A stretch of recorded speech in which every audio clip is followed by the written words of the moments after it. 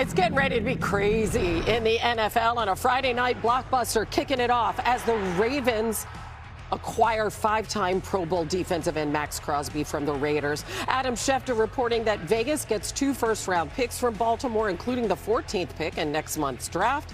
Speaking for the first time since the news of the deal, Crosby reflecting on his time in the silver and black. Ever since I've been here, man, I've had one goal and one mission. That's become the best version of myself and help bring a championship back to the Raider organization. And I feel like I left, everything I had on the table for this team.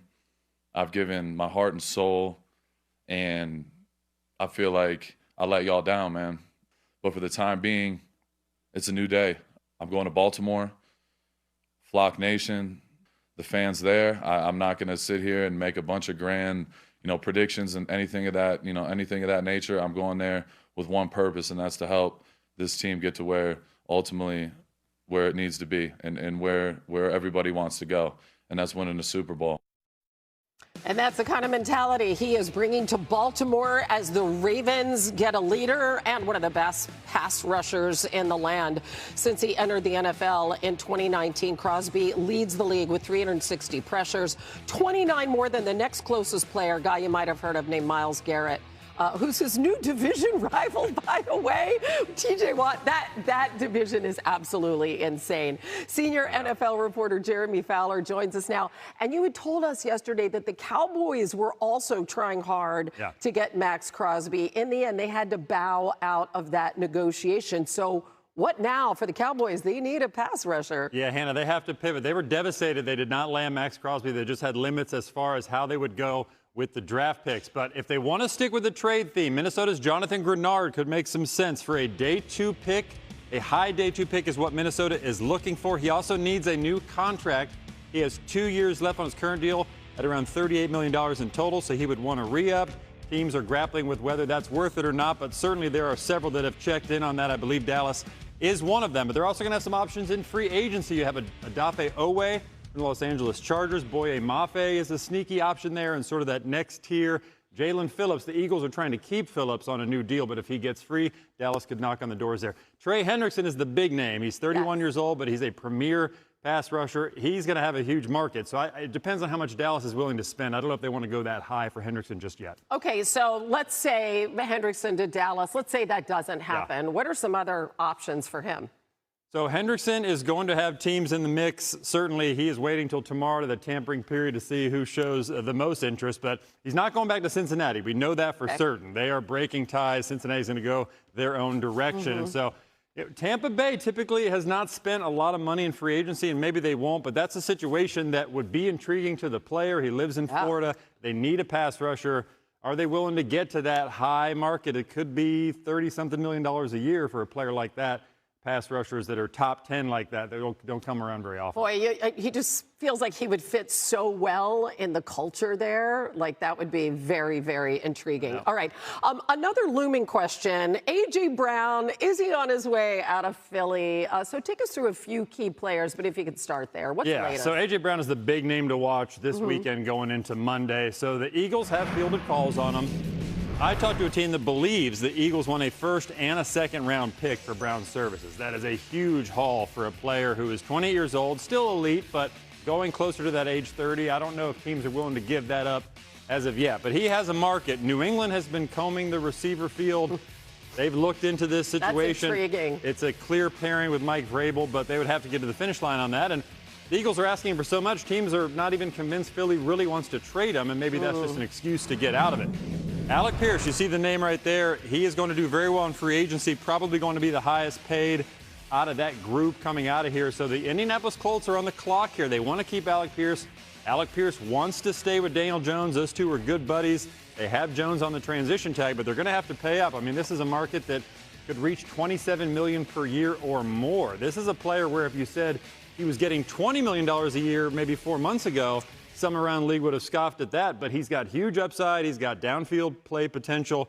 That has taken his market up to a new stratosphere. Yeah, led the NFL in yards per catch the last couple of seasons. So we're calling it The negotiation window. Yeah, we're done with like all the other terminology.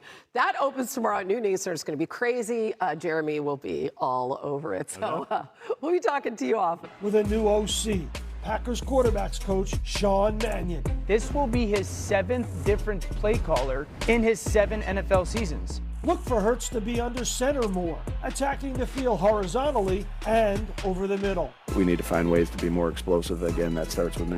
But Nick Sirianni still has many lingering issues to address. Will Pro Bowlers Lane Johnson and Landon Dickerson shake off injuries and return the Eagles' offensive line to dominance? Will number 1 wide receiver A.J. Brown be traded? We're going to look to add to our roster. We're not looking to subtract. And most important, can the quarterback be fixed? We'll be good. I have no doubt. With his rebooted enthusiasm, sure sounds like it. We always have enthusiasm with senior NFL insider Jeremy Fowler. We saw Howie Roseman say we're looking to add to our team, not subtract, but there is addition by subtraction potentially here. With regard to A.J. Brown, what are you hearing about a potential trade? Working on your math, Randy. So he's a big name to watch today because there's interest, and Howie Roseman is getting interest from teams.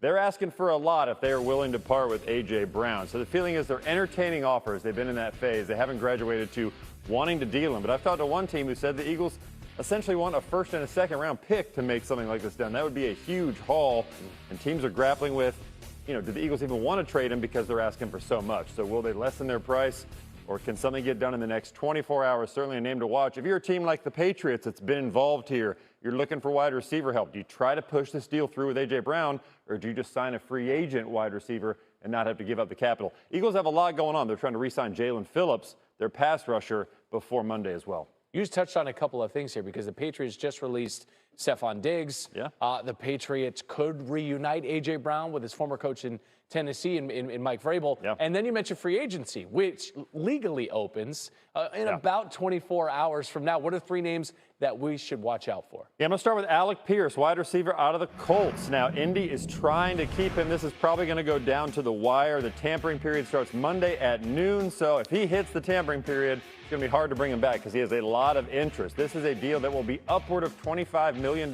per year, most likely, because he had the 1,000-yard season. He's young. He's got upside. So he's certainly a hot name. You have everyone from the Patriots, Commanders, Raiders, Titans could all be involved here when that window opens. So we'll see. And then there's going to be a trickle-down effect. Romeo Doubs at Green Bay, he's poised to lead the Packers as well. He'll get a big payday. You got Trey Hendrickson. So 31 years old, but a premier pass rusher. Those type of players rarely hit the market. So he is certainly expected to be the highest paid rusher in this free agent class when it's all said and done. The certainty is he's not going back to Cincinnati. We know that. They're moving on. He's moving on. He's going to have interest. Dallas has monitored Trey Hendrickson for a while, dating back to the trade deadline. They didn't get Max Crosby, so perhaps they get involved with Hendrickson. I do expect Dallas to add a rusher at some point coming up here. Then John Franklin Myers. This is not a household name, but he will be in a couple days. He's going to get a big payday. Denver interior pass rusher. He's the top rusher at that spot. There aren't a lot of guys in that market. It's not considered an overly strong draft class at that spot. So he's going to get a contract probably upward of $18 million a year. So he's one of those sneaky names you wouldn't think would get a huge deal, but he's a good player, and there's going to be a lot of interest there. Hard to get that production rushing the quarterback inside like that. That's Jeremy Fowler, always productive on SportsCenter.